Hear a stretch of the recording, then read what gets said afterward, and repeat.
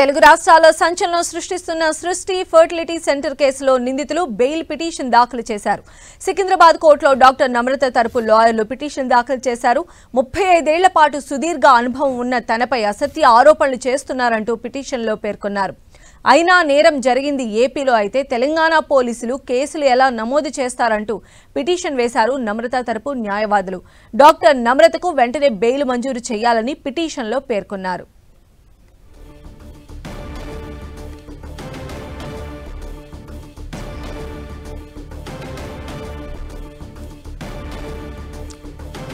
తెలుగు రాష్ట్రాల్లో సంచలనం సృష్టిస్తున్న సృష్టి ఫెర్టిలిటీ సెంటర్ కేసులో నిందితులు అయితే బెయిల్ అప్లై చేశారు.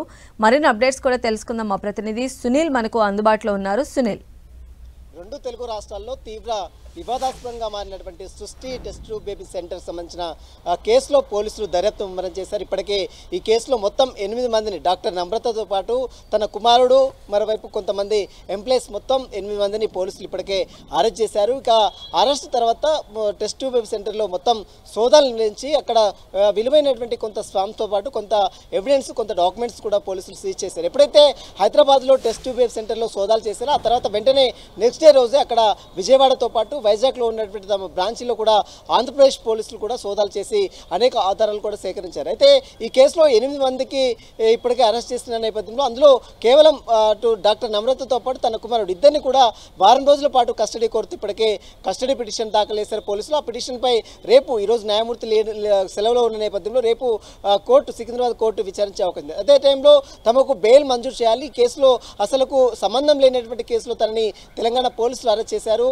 ఇది కూడా వైజాగ్లో నమోదైనటువంటి క్రైమ్ కేసులో ఇక్కడ పోలీసులు ఏ విధంగా అరెస్ట్ చేస్తారంటూ కూడా తమకు బెయిల్ మంజూరు చేయాలి. ఇప్పటికే తమపై నమోదు చేసినటువంటి సెక్షన్స్ మొత్తం కూడా 7 years బిలో ఇంప్రిజ్మెంట్ ఉన్నటువంటి సెక్షన్స్ కాబట్టి ఖచ్చితంగా బెయిల్ ఇవ్వాలంటూ కూడా ఇప్పటికే నిందితులు బెయిల్ పిటిషన్ కూడా దాఖలు చేస్తారు. ఆ పిటిషన్పై కూడా రేపు సికింద్రాబాద్ కోర్టు విచారించే అవకాశం. మొత్తం మీద తెలుగు రాష్ట్రాల్లో తీవ్ర వివాదాస్పదంగా మారింది ఈ యొక్క సృష్టి టెస్ట్ ట్యూబ్ బేబీ సెంటర్ సంబంధించిన విషయాల్లో. సరగోసి ద్వారా కొన్ని వేల కోట్ల రూపాయలు డబ్బులు గడించారు. 100 కోట్ల రూపాయలు డబ్బులు తీసుకొని అమాయక ప్రజలని అంటే తల్లిదండ్రులకు పిల్లలు లేనటువంటి తల్లిదండ్రులని ఆసరాగా చేసుకుని వారి యొక్క లీనియన్స్ని ఆసరాగా చేసుకొని చాలామంది పిల్లలకు ఆశ చూపి మరి డబ్బులు వసూలు చేస్తున్నారు. ఇందులో హైదరాబాద్లో నమోదైన తమ దగ్గరకు వస్తే అటు విజయవాడకు తరలిస్తారు. వైజాగ్లో వచ్చిన క్లయింట్స్ మొత్తం కూడా హైదరాబాద్ తరలిస్తారు. అంటే ఇట్లా మొత్తం కూడా చేంజ్ చేసి డబ్బులు ఎక్కువగా డిమాండ్ చేస్తూ ఉన్నట్లు కూడా వీరిపై పెద్ద ఎత్తున ఆరోపణలు కూడా వినబడుతున్నాయి. మరి దీనికి సంబంధించిన కేసులో ఇప్పటికే 8 మందిని అరెస్ట్ చేశారు. వారిని కస్టడీలో తీసుకొని విచారిస్తే మరిన్ని విషయాలు వీళ్ళకి వస్తాయని మాత్రం వైపు పోలీసులు భావిస్తున్నారు.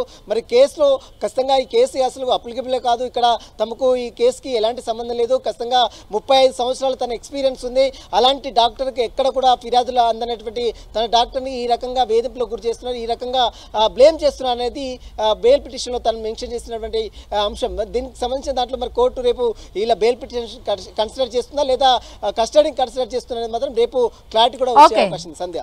రైట్ సునీల్.